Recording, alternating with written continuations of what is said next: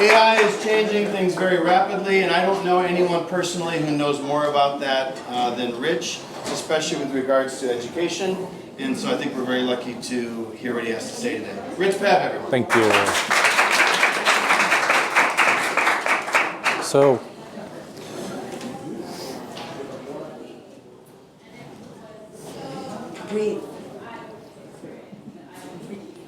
okay. I guess I have to start with a little oversharing. We talked a lot about neurodivergency and emotional dysregulation, and that's me. And I have a really hard time regulating my emotions because I have ADHD and autism. So bear with me. I would really like to be able to get through this without getting overwhelmed. But it's kind of like, you know, if you can't see well, you got to wear glasses. But it's not like, well, if you tried harder, you know, you could just see well. It's you know, there's a part of it that's not controllable. Okay, so just bear with me a little bit because I don't like it either. It's uncomfortable. Anyway, so I'm going to start with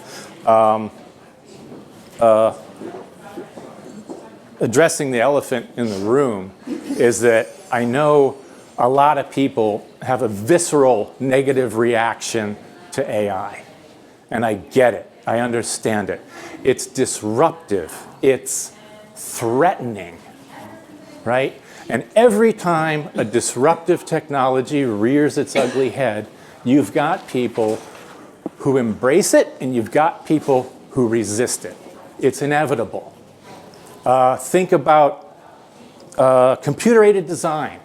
If you went into an architecture company in the 60s, there would be a football field-sized room full of people at drawing desks. And 10, 15 years later, you got one person at a computer. A lot of people lost their jobs, except one, the one who embraced the technology. So, you know, no one's putting a gun to your head and telling you got to use AI. But it's probably a good idea to know what you're up against, right? Now, I started using AI even before most people knew what AI was. ChatGPT reared its ugly head in November of 2023. And I was using AI in summer of 2021. And it was kind of like when ChatGPT came out, it was like somebody fed the gremlins after midnight. But before that, large language models were fun because they were wonky. They weren't threatening at all because they didn't work very well. And the day that I used ChatGPT for the first time, I was like, this is bad. This is really, really bad. What we were doing at the time was we had Terry and I, our podcasters, we had a podcast called Uncanny Robot. And what we were doing was we were kind of using AI as a third person in the writer's room. And we were writing these really funny audio dramas. And then we would perform them, and I would put sound effects to them. And they were really good. We won awards. We actually won awards. You wouldn't do that now because people would say, oh, AI, screw you. Go away. I was almost going to say something else. But But before that, people were like, oh, that's really interesting. I didn't know computers could do that, right? And now it's like, you know, I get it. I understand why people don't like AI. But where's my phone? There it is. Okay, this was a disruptive technology. And you can use it the right way, and you can use it the wrong way. This has a camera on it, right? You can use this to take a selfie with your friend. You can also use it this way, on the train, right? Same thing with AI. There's a good way to use it, and there's a bad way to use it. And you gotta teach children how to use it the right way, students the right way. Don't use it for cheating, use it for learning, right? And even as a teacher, There's a good way to use it, and there's a bad way to use it. You can create slop, right? And you can create something good. And I hope I've created something good. So what I'm doing is I'm using AI for collaborative English stories. I'll tell you what that is later, right? So my problem is I've got kids that use really boring textbooks in class. I think every Momokagakusho approved textbook, every Board of Education textbook sucks, right? I'm not talking about the books back there. I'm talking about the ones in school. Did you ever have a textbook in school that inspired you? Were you ever captivated by a textbook? Does a textbook ever get optioned by Hollywood and become a blockbuster movie? You know, Meryl Streep's never going to win an Oscar for being in a movie about a textbook, you know, and playing the periodic table or something like that, right? They just, this is my favorite video on YouTube. It's called, Stop Stealing Dreams by Seth Godin. And this is the part where he talks about textbooks. The textbook. Now, if you want to teach somebody how to become passionate about, I don't know, American history, why would you give them this? Do people walk into Barnes & Noble and say, I'm really interested in that latest ripping thing that's going to get me all engaged about the Civil War? Do you have one of those textbooks in stock? If you wanted to teach someone how to be a baseball fan, would you start by having them understand the history of baseball, who Abner Doubleday was, and what barnstorming was, and the influences of cricket and capitalism and the Negro Leagues? Would you do that? Would you say, okay, there's a test tomorrow, I want you to memorize the top 50 batters in order by batting average, and then rank the people based on how they do on the test. So the ones who do well get to memorize more baseball players? Is that how we would create baseball fans? Here's the key distinction. What people do, quite naturally, is if it's work, they try to figure out how to do less. And if it's art, we try to figure out how to do more. There you go. The whole thing is really good. I highly recommend everybody watch it. So that's one thing. I can't ignore my students' textbooks. I do have to teach what's in the textbook because they do have to pass their tests, right? But their textbooks are written by people who couldn't write a story if they had a gun put to their head. The other thing is I have to differentiate myself, not only from the Juku and from the big chain eikaiwa. I have to differentiate myself from the other eikaiwa in my area. So what do I have to offer that's different, right, and better? And teacher burnout, I'm talking about Japanese teachers, okay? Not eikaiwa teachers. MEXT has in 2017, 2018, they put out revised guidelines for the curriculum, right? How many people are familiar with that? Oh, okay, good, okay. Well, let me tell you what you can do. You can go to the MEXT website and you can download those turgid PDFs in Japanese, right? And what you do is you put them into notebooklm.google.com, right? You upload them, and then you can talk to them, right? So you can ask questions about what's in there. So, like for example, when I was doing this, when I was making this, I wanted to know what is in these new curriculum guidelines that's going to be difficult for Japanese teachers who don't have confidence in English and don't possess fluency. And it just gave me a list, right?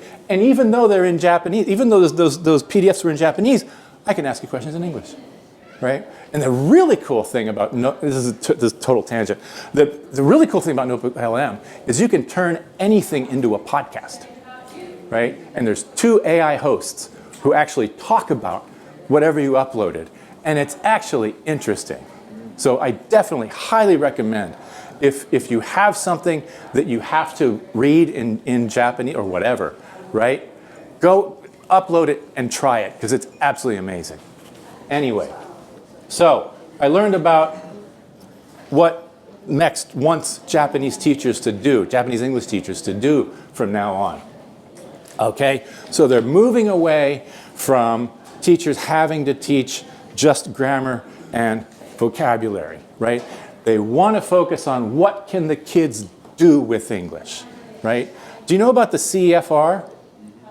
Okay, so they've adopted CEFR and their can-do statements. They've also adopted higher order thinking skills. Who's familiar with Bloom's taxonomy?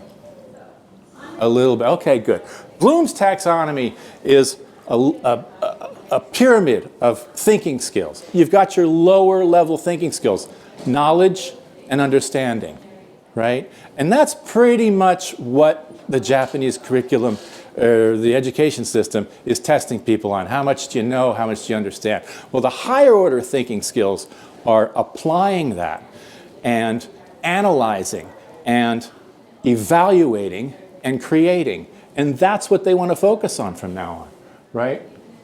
Can-do focus. What can you do with English? Not what do you know, what can you do with it? And real-world skills. So, for example, can students present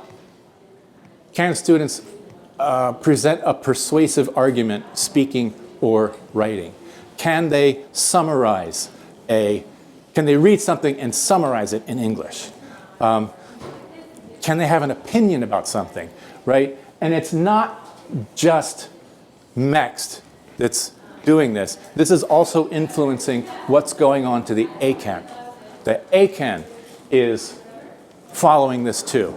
So the ACAN 2 is not what do you know, it's what can you do with what you know. And that's really, really important. This is really interesting. This is from MEXT.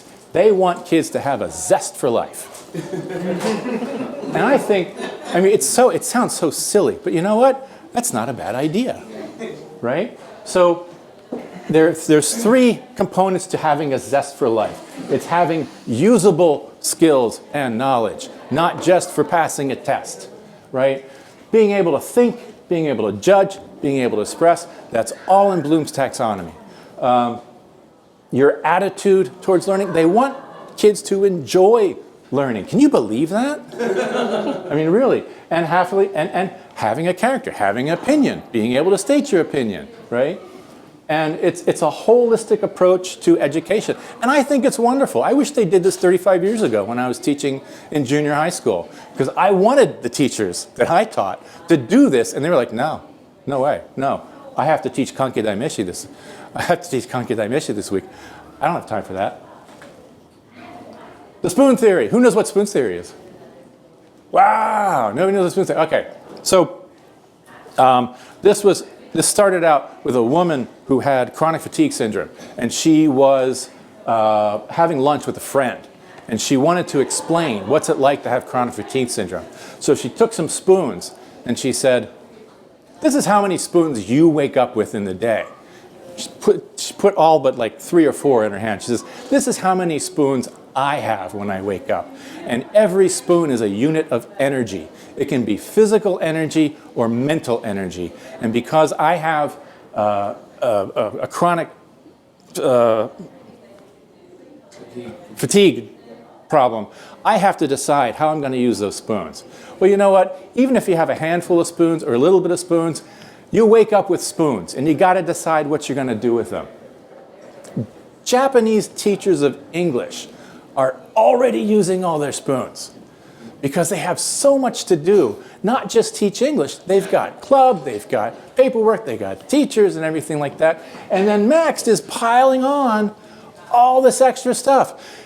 Teach 100% in English. How many spoons do you think that costs a Japanese teacher to do it one time? Imagine doing it every class, and that's what MEXT expects them to do. They want teachers to teach fluency, not just accuracy, but fluency, right? They want teachers to accommodate students with different abilities. So you have to make extra versions of every class you teach, of every lesson you teach, to accommodate the high-level students and the low-level students. And it just goes on and on and on. And you know what? There aren't enough spoons in the world for Japanese teachers to do what MEXT does. But I think MEXT's ideas are wonderful. But I don't think Japanese teachers can do it. You know, there's an implementation gap. So now what I'm thinking is we could do it, right? We could do all these things that MEXT wants us to do, but we also don't have an unlimited number of spoons. So what if we work together and do this? I don't know. It's kind of like an idea. It's kind of like a half-baked idea. Maybe it can happen. So you've got things that Japanese teachers don't have. You have fluency, you got flexibility. My idea is collaborative AI stories. I have no idea if this is a solution that's going to work for anybody else but me. And you know what? I'm not too worried about it because last week I showed my ideas to a professor in Norway, and he said, "I like your ideas. Let's apply for a $10,000 grant." Right. So I'm going to have. So thank you. So even if this doesn't work out, even if none of you are interested in this, at least something good is going to come out of it. And it works for me. That's all I can tell you right now. I don't know if it's going to work for you or not. If it does, great. Okay. Yes, finally got to it. So this is my first story that I've been using in class, and it's been going really, really good. Okay? The title is My Name Is Not Amelia. Can you guess what it's about from the pictures? Identity crisis? Huh. Okay, yes, there is an identity crisis. Why does she have a half Japanese face and a half Australian girl face, and why is the title My Name Is Not Amelia? Go ahead. Is it about the mixed children? Nope. Keep trying one more time and I'll tell you. Yes, very good, yes. And an Australian girl wakes up in the body of a Japanese girl, right? So,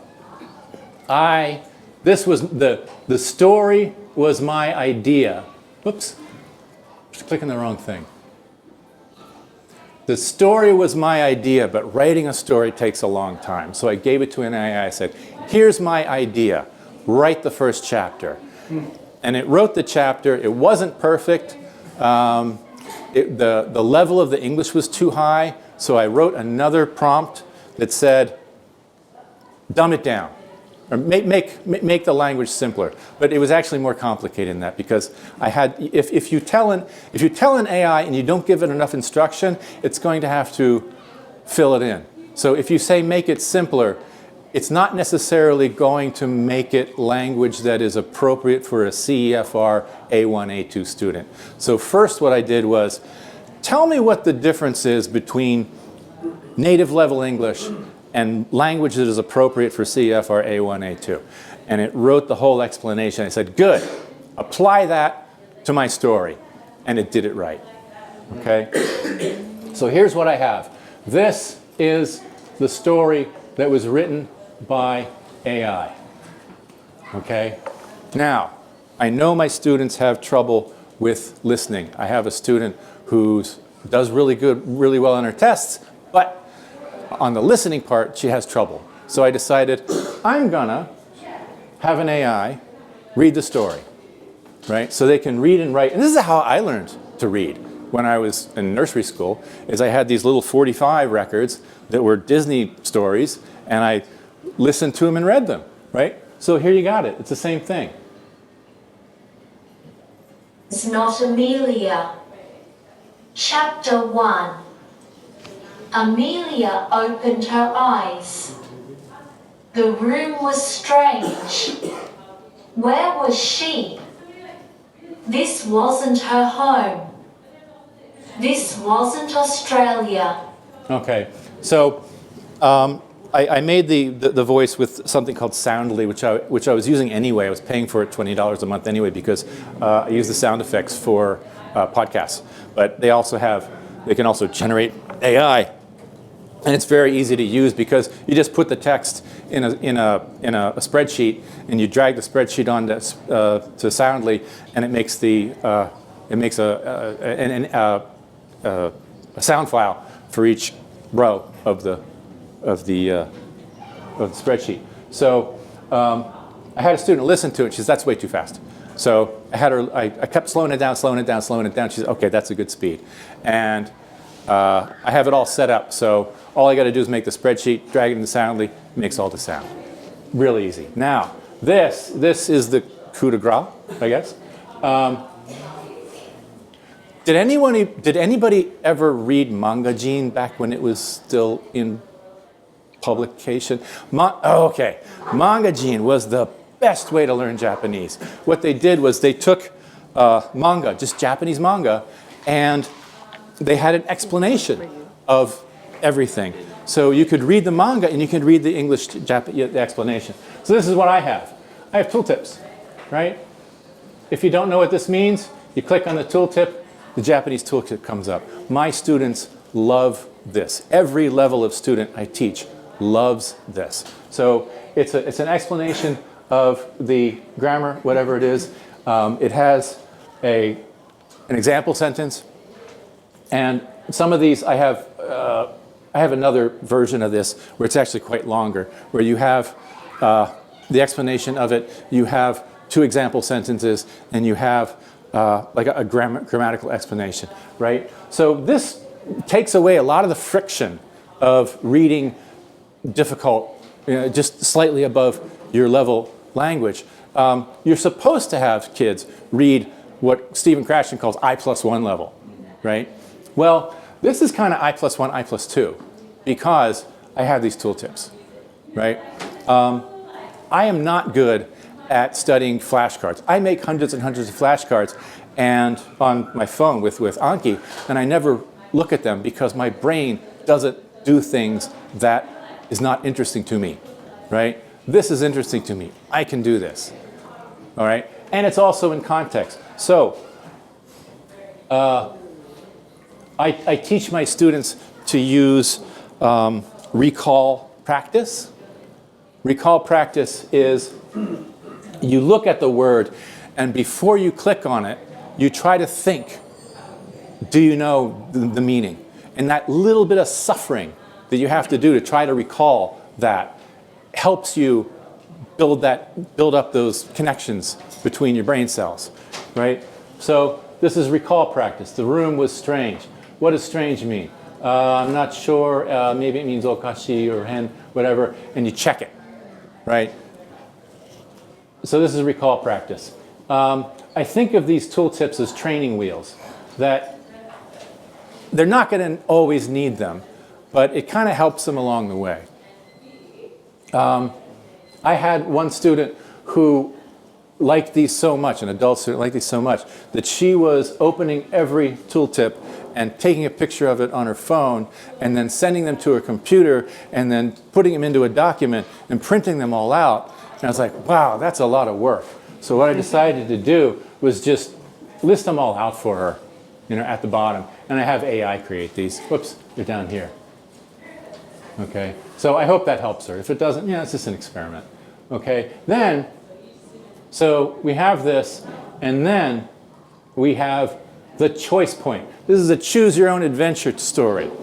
And the students choose what's going to happen next. So I wrote this chapter, and I asked my student, what do you think happened next? And I thought she was going to say, she goes down to eat breakfast with the family. She didn't say that. She said, maybe she goes to the bathroom. I was like, oh, that's interesting. I didn't think about that. Well, why would she go to the bathroom? Something has to happen, right? You can't just go in the bathroom and think or whatever. So what can she do? She finds a scar. Oh, that's interesting. I never thought of that. Where's the scar? It's on her arm. Okay. So what I did was the next week, between that class and next week, I had AI write that scene, right? So the kids are contributing to the story. They have an emotional connection to the story.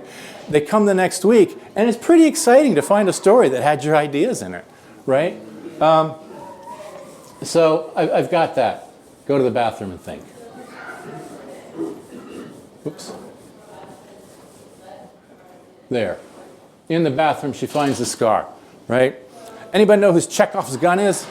What's Chekhov's gun? No, Chekhov's gun means if there's a gun in scene 1, it's got to come out by scene 3, right? So that scar, there's got to be a meaning for that scar, right? I put that in there later.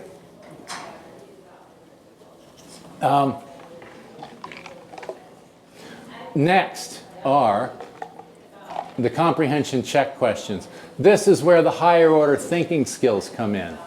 So, like I said, Bloom's taxonomy has these 6 levels: remembering, understanding, applying, there's 2 A's, analyzing, evaluating, and creating. So I have questions about the chapter that correspond to every level of Bloom's taxonomy. So, the lower level students, where is Amelia now? Where is Amelia from? What does Amelia see in the room? And they get harder and harder and harder, so that I can ask the questions, depending on the student's level, going all the way up. Can you make a reason why Amelia is Hannah, right? And these are great for discussions in class, right? We never run out of time. We never run out of things to talk about in class. And you can assign these as conversation in class. You can assign them as writing assignments. You can turn these into role plays. You know, there's all kinds of ways you can do this. But this is the way Monbouchot wants teachers to teach from now on. Teach the higher order thinking skills, not just remembering what's in the story. Let me go on a little bit more. Up here.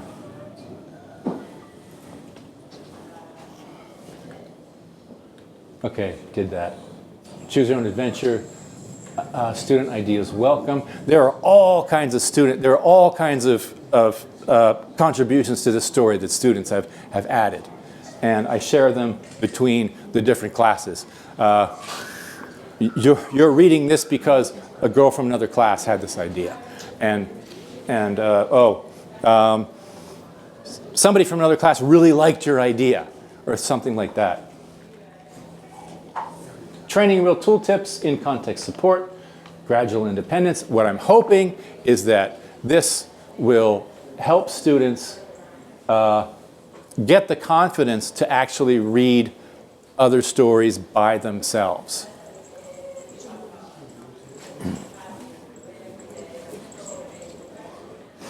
You've got the reading, you've got the audio, you've got the discussions, role play, presentation.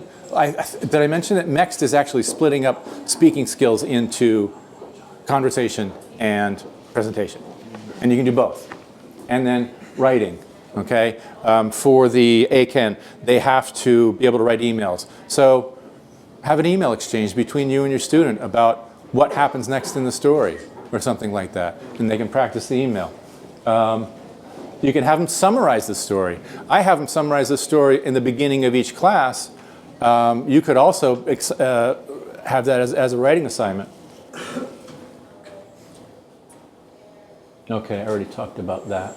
Bloom's taxonomy. Krashen's I+1. Tooltips are comprehensive input. I like the fact that the tooltips have example sentences of the same word or grammar used in a similar but different context, and I think that helps with acquiring the language. It's aligned with MEXT and CFR, the can-do focus, communicative confidence, and talking about a story is using the same skills that you use to talk about basically anything, any kind of conversation. Student feedback. I have an adult class that I was using a very boring grammar textbook with, and we've been doing this story for a while. And I said, you know what? We haven't done that textbook in a while. Should we do that next week? And like, no. I want to find out what happens in the story. And everyone has said, at every level, have told me the tooltips really, really help. And the nice thing is that if you don't need the tooltip, you don't have to click on it.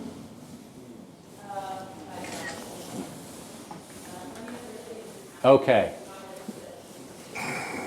Good. I got 10 minutes. Let me explain how this works. And I'm warning you, it's a little rough around the edges. It's not, I'm not going to say it's not easy. I'm not going to say it's difficult. I'm going to say it has a learning curve because I know how it works. I haven't made it for other people to use it. So it works on WordPress. Now let me show you how I make the tooltips. Oh, I knew that was going to happen. Hang on a second. Of course that would happen. I have to restart the server real quick. Restarting the server. First time I've ever seen someone code in the middle of a presentation. Impressive, Rich. And you do too. All right. We don't have a server. What's that? What if we don't have a server? Good question. There we go. Work? Okay. So all I got to do is I go into WordPress, I go into the back end where you edit, and I just bold anything I want to be a tooltip. Right? And then I take that and I copy it. I take that and I copy that HTML and I put it in here. Let me show you how it works. This is Google Gemini, okay? AI Studio. Now, there's two parts to this. There's systems instructions, and I've written really, really detailed instructions on how to take HTML that has bold text and how to write the tooltip and how to turn that into HTML code. And I also have something else on the WordPress website. I have a plugin that another AI helped me write that actually displays the tooltip. Okay? And so all I do is I paste that HTML into here. Oops. I paste the HTML into here. It goes through it. It looks for the bold text. It writes a tooltip for every bold text. I've told it what to put into the tooltip. And when it's done, I copy this. I go back to Leo and I paste it in. Whoops. I paste it in. I save it.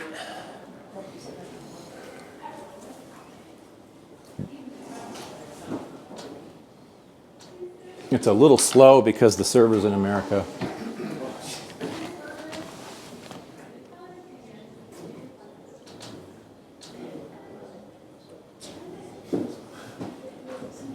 There it is. Then you go back, bam, there's your tooltips. And these are the longer tooltips.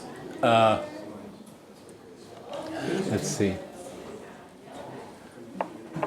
Okay, near his home, and there's an explanation in Japanese. You do have to check these because sometimes it makes a little tiny mistake somewhere. Like, for example, Amelia opened her eyes and the tooltip said, open one's eyes is a,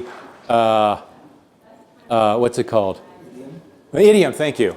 Yeah, it's an idiom. So you have to go back and say, that's not an idiom, fix it. Okay, so you do have to check these. So that's basically it. And just like I have I have a system prompt to explain how to write a tooltip, I also have a system prompt that explains how to write for a teen audience. What is interesting to teens? I did a lot of research into YA novels, shonen, shousetsu, whatever. What are the interesting topics? What sort of things come up? So the AI kind of helps me write the stories so that they're actually interesting for Japanese teens or teens in general? I did both. So, not a whole lot, right? What you really want to focus on is relations, like with friends, young romance. I like to stick to topics that have to do with daily life. I don't want to do any world building, right? Because if you're trying to make Lord of the Rings, there's a heck of a lot you got to understand. Or futuristic, you have to explain all that stuff. It's good to stick to simple topics and universal topics, right? Because you don't want to date yourself too much either, because you want to be using this stuff for years and years and years. If you don't, see, that's one of the things. Like someone says, what if I don't have a server? Well, I got to figure that out. I mean, are people interested in this or not? Yes. Okay. Very interesting. Very interesting. Oh, very good. Wow, I'm surprised. I thought everybody hates AI except me. But Magical. yeah, it is really cool. It is really cool to be making these stories with the ideas that students themselves have come up with. Because then you're guaranteed that the story is something interesting. And sometimes, like what I'm using right now, I just made a prompt really quick that kind of makes like a story book with this is like a My Golden Book kind of story thing. And it just like, the prompt I give the AI is, for this one, I said, write a story about a kid who's 10 years old in 2025. He meets a magical turtle. The turtle takes him down to a magical kingdom on the bottom of the ocean. And when he comes back to land, it's 500 years later. Right? Yes, it is. Yes, it is. But I said 2025, right? In 2020.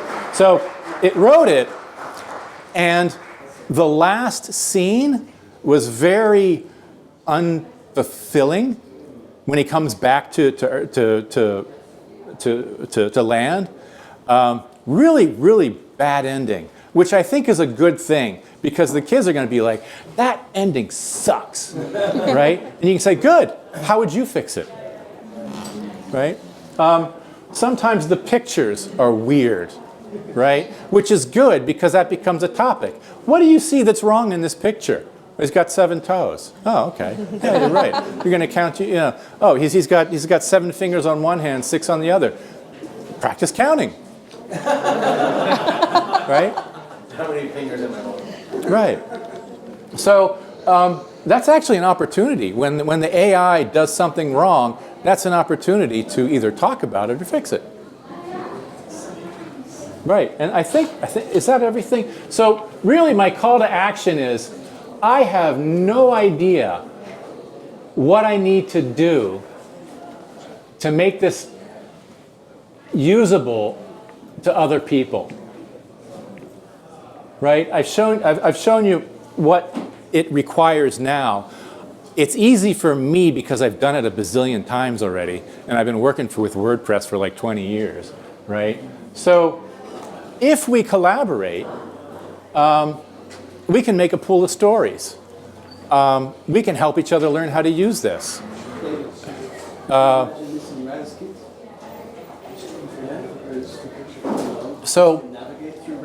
Right. So if you're interested in this, what do you want out of it? What is your return on investment? Are you looking for more money for your school? Are you looking for more engaged classes? Are you looking for saving time on making materials? It depends. I don't know. I don't know what your return on investment is. I know what mine is, and I'm happy with this system, but I want to know what needs to be done to the system to make you happy with it. So if you're interested, I'm almost done here.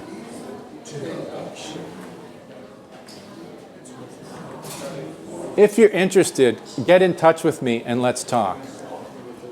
Is where I have all the stories. This is all the stuff I share with my students. And fifths, rich.pav.com, those are lessons that I made with AI for an adult advanced English class, conversation class. And blog, rich.pav.com, is just random crap that I put up when I want to share it with somebody. Right. But It was the blog that got me the invitation to apply for the $10,000 grant. So there's stuff in there that's actually useful to people. Thank you very much.